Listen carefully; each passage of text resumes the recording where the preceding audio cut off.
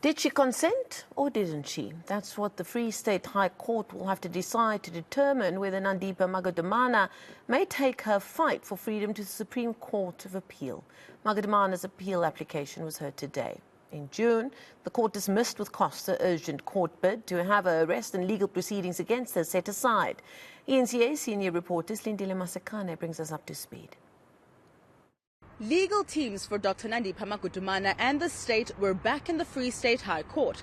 This time, the arguments were centered on whether Magudumana ultimately agreed to come back to South Africa. Was Dr. Magudumana consenting to a disguised extradition? To whom was the consent made? We're not told. When was the consent made?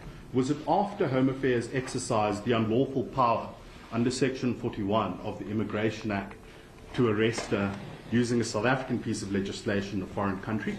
We of course know from the principal arguments that provision is of no assistance to Home Affairs, and we also know that the reliance on the Vienna Convention on Diplomatic Relations is of no assistance. We've made those arguments already. So when was consent made? To whom was it made? Under what circumstances was it made? Is it clear? Is it unequivocal? Is it in writing? None of those facts appear in the answering affidavit. The state maintains that Magudumana's deportation was above board and that she wanted to return home. What I do not hear and what I do not understand from this argument's profit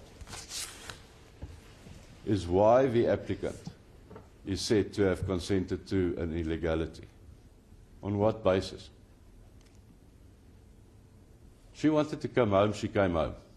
Doesn't suit her, because when she came home, she was arrested at the airport. There's a vast difference between disguised extradition and consent.